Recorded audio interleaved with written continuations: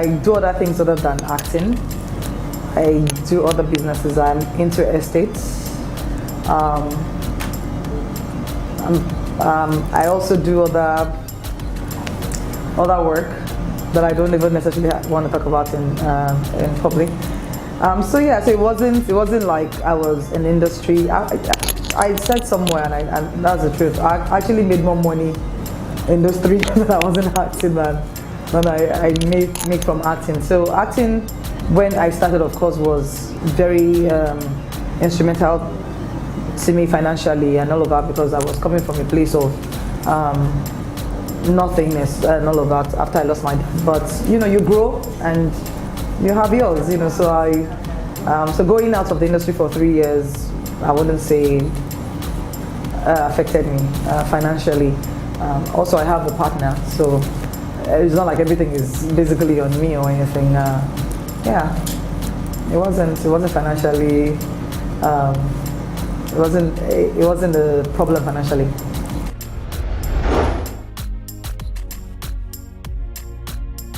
Well, for me, everybody has what it is that they want in life. I'm married, and I do not expect to do everything by myself. So I'm not going to say, oh, because I'm a strong woman. So I believe in the traditional sense of relationships and how marriage should be.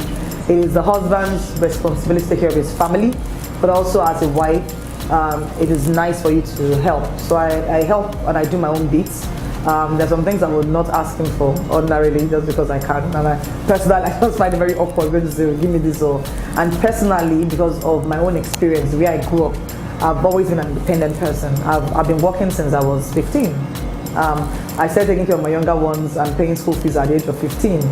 15. So it's for me as a personal experience. It's almost impossible right now for me to go ask someone, but then he knows his responsibility and will do what he needs to do. So I'm just saying that if push comes to shove, I know that, but ordinarily I got mine. So.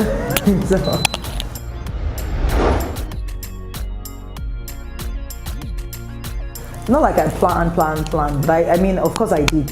From the point where I knew that I wanted to go start building infrastructure, I've been thinking about it for a while before that time. So I had saved up some money that I needed to start looking for. I actually got a place in GRA first, but it was so expensive. I told a friend of mine about it, and I was asking if he could partner with me. Eventually, he bought it for himself. And he's building a hotel on it right now. But at the end of the day, I now found something that was more in my own league and what I could afford, which was on Omotola Jalade Ekeinde, which was very expensive as well, too. But it was better than what I found in GRA at the time, so I immediately bought it.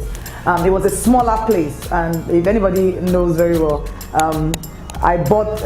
Now I have the whole street. I bought the whole street, but initially what I had was just the front property on the express, and I bought that from a bank. And at that time, everybody said what I was doing for the amount of money I was spending was not wise, because it was just a little part, and then it was still set back from the express. And so what I would have had was just, but I knew in my spirit that once I had a leg in, it would be easier for me to buy up other ones on it, which is exactly what happened. So in those 3 years that I was away from the industry, pretty much I was buying properties. That's what I was doing. So I bought the first one, and then luckily the one in the middle opened up. I bought that from a brigadier. And then, the one in the middle I bought from another bank. That happened afterwards. And then the last one at the end of the street, I bought that from a brigadier general. And so luckily, so that took time. Of course, it takes negotiation, it takes years for things to open up. And so yeah, that's how that happens. It wasn't as if I bought everything at the same time, but I did that gradually over the period of time.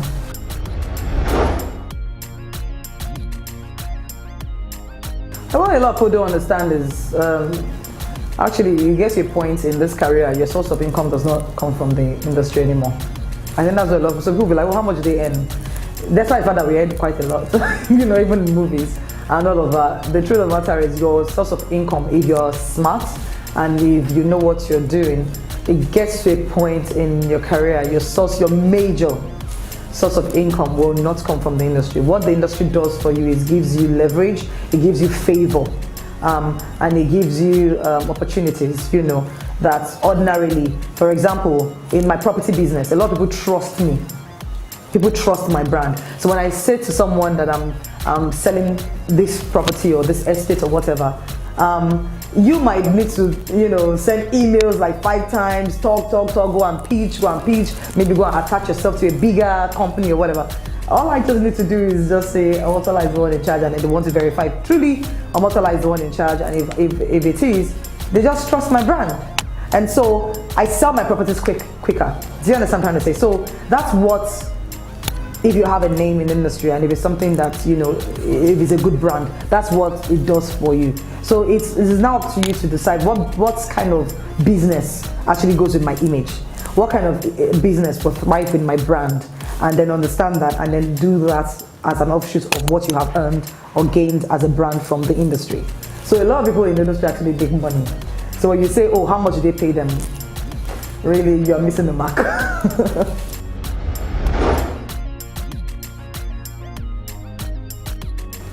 The truth is, I want to say both of us shall. But I'll say more of him. That's the truth. I'll say more of him. He should be given more credit for keeping this marriage together than me. That's the truth, fairly. Because as the man, he has more pressure than me. And as the famous one, he's very famous too now himself, but as the one that was very famous a very long time, he's the one at the receiving end. He's the one that gets to get the praises or to hear the, you know what I mean? So he's the one that everything falls back on you. You're working, you're doing everything, you don't care, and you're in it, you're doing your thing. So he's the one that just gets the residue of everything that comes back from the offshoot of that. So he's managed himself very well. He's managed me very well.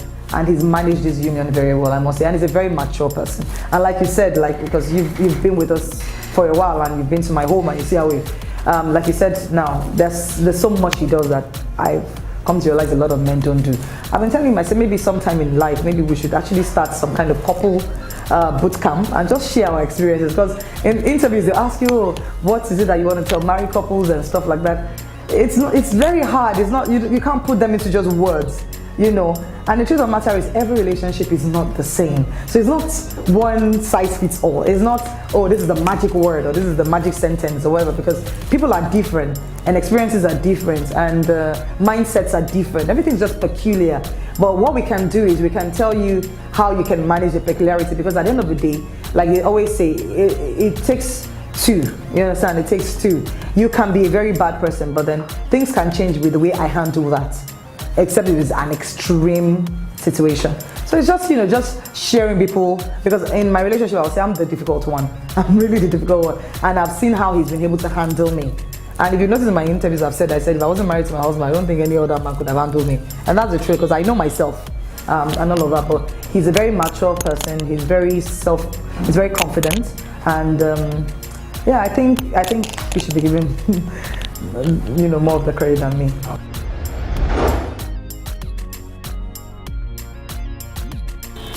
Let me see, how do I answer this? Like I said earlier, every relationship is very peculiar, and its own. When you say a cheating spouse, I guess that means someone who is a repeat offender. These are different things. If someone cheats once, should they forgive that kind of person? I would say definitely yes, if they are remorseful and if they show, signs of change. Should someone forgive a repeatedly cheating spouse? Why are they cheating? I think the problem with us these days is we are very impatient. And yes, the sin is there and the sin is very, very bad. We already know that.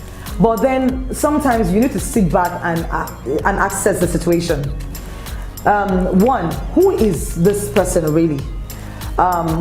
Is that the only problem? One, is that the only problem? It's very important is that the only problem in your relationship? Is this person perfect but just a cheat? Now you have to weigh your options and say, look, for me as a person, is this something I want to deal with? Does this matter to me? Or am I angry just because of what people will say? So, I've met a lady who says to me, I don't care what he does. Yeah. I've met a lady who says, I don't care what he does. But if she says it to someone else, will be like, you should care. He will give you disease. But do you know if she sleeps with her husband with protection? I'm just saying. Have you asked her, oh, do you sleep with your husband with protection? So that at least you know he's not going to give you whatever.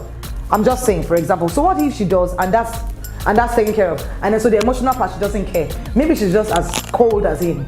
Or maybe she's cheating and she's like, you know what, everybody can do whatever they like as long as we're together, we respect each other. You don't know people's relationships, so you can't judge their relationship. Only they know what boat they're in, and they have to decide.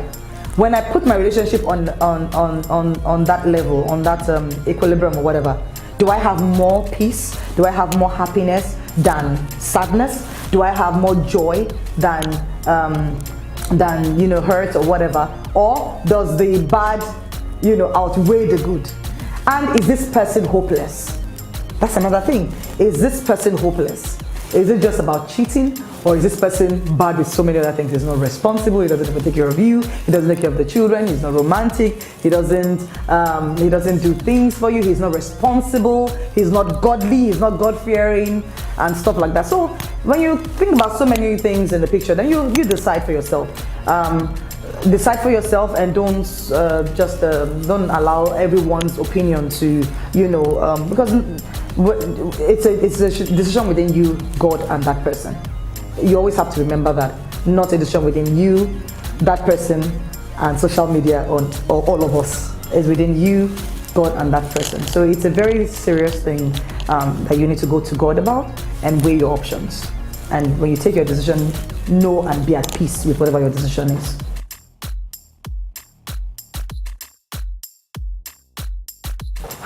That's a difficult thing to say. I won't say people are impatient with marriage, because I would say we have two different kinds of people in marriages. We have the ones who give you a very long rope, and when they say it's over, you can't change their mind. I fall into that kind of person, that kind of category. I'm the kind of person that in a relationship, I would give you a long rope, but when I say I'm done, I'm done. I don't look back. So you might look at that person and say, oh, this person is taking a lot. And there's some people that, so you don't know, but when you might only know from the point when the person says, oh, I'm done, and then you'll be like, oh, this person is impatient. But you don't know how much money that person has taken. Or the other kind of people are the people that maybe when it happens, they shout, but they don't do anything about it. And all of that stuff. So when they say it's done, you'll be like, you said it was done last week, now you said so there are different kinds of people. But at the end of the day, I think that women mostly are, no matter at what point you see them say they're done, women in relationships are usually the ones who really want the relationship to work. I'm not saying men don't, I'm just saying women are the ones who put that extra and who are afraid of it actually even breaking in the first place, because it's just in us. We're naturally maternal. Our nature is to nurture, and so whether we like it or not, it's what God has made us. So we just want to nurture it. So we keep caring. Even look at animals. Even when let's say their child or their puppy or whatever has died, you see them, they keep licking that puppy. They want to bring it back to life, even when they know it's gone. So that's what women are. We're nurturers. Even when that marriage is dead, you see they are still trying to bring it back to life, see if there's anything there. So when you see a woman walk away from a marriage, the truth of the matter is she has really tried. She must have tried everything. It doesn't mean that there are no bad women, or there are no bad women out there. There are some that with their own hands they have scattered their own, or maybe because they are not mature or something. But I think people really try to hold it down before it definitely goes. But I would also advise people to seek help. I think a lot of people are afraid to seek advice and wait till it is too late, and it's because of the culture of silence that we have in Africa. I remember even when I was going to get married too, they would say, don't discuss your marriage with anybody. To some extent, I agree, don't discuss your marriage with friends, but you must have people that you trust, that you can discuss with. Maybe a therapist. In Africa, we don't have too much of that, or in Nigeria, we don't have too much of that, or you don't trust them. So let it be your parents. Maybe one of your parents, maybe your mother or your father, whoever you are closer to that that is mature. Not the person that maybe after you finish settling with your spouse now, they will still be carrying on the fight or whatever. But someone that can give you sound advice, or it could be a spiritual leader. Have at least one person, not plenty of people, but at least one person that you can confide in, that can give you sound wisdom, you know, on how to manage that situation. Because sometimes you can make irrational decisions. You know, I've been married for 21 years, but I've not been in love for 21 years. There are times when periodically or instantly I feel like, you know, I'm done right now. But you might not feel like that the next day. You know, that's how relationships are. So if you make a decision in that moment, you might regret it for the rest of your life. But if you have somebody you trust, at that time, that person will tell you, calm down. Maybe you separate from this person for that day. Go somewhere else. Calm your head down. Or, you know, something. And then you'll be thankful for that kind of advice because they have wisdom. Because they have probably lived through it as well.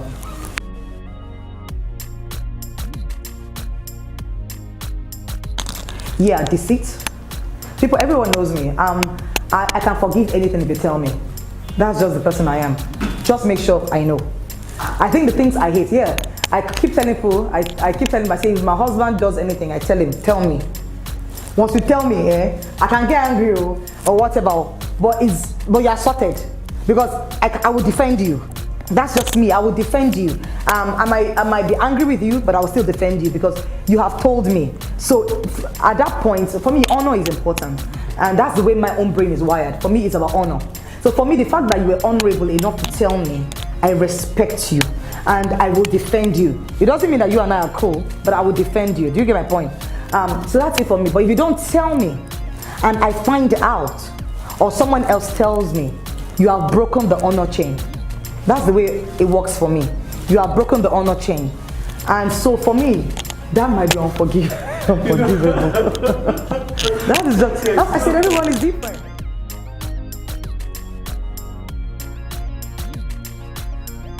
That's left to me. I might not. It's not what I'm saying. It doesn't matter. I might or I might not. No, not I might or I might not. I will forgive him doesn't mean I'm staying with him. Okay. Those are two different things. Okay. But that you tell me is healing enough for me. It doesn't mean that it's right what you did. It doesn't mean that I'm okay with what you did. But I'm fine with the fact that you are human, you messed up, and you owned up to it. So for me, that is the way my brain processes things. And I'm saying this also in light of other things. It's not just about relationship. Even with my staff, I always tell them, you are human. You are not an angel. You are not God. You will make mistakes. When you do, even with my kids, tell me. Because if I can fix it, if you don't tell me, and it goes out there or anything, then you have deprived me of the opportunity to even help in the first place. So it might be too late at that point. So now I'm dealing with so many other things. Now I'm dealing with you shaming me. I'm dealing with how my emotions are now with hearing it from someone else. And I'm dealing with trusting you. Now you have given me way too many odds to work with, other than it would have just been the mistake alone. So that's the way it is for me really anyway.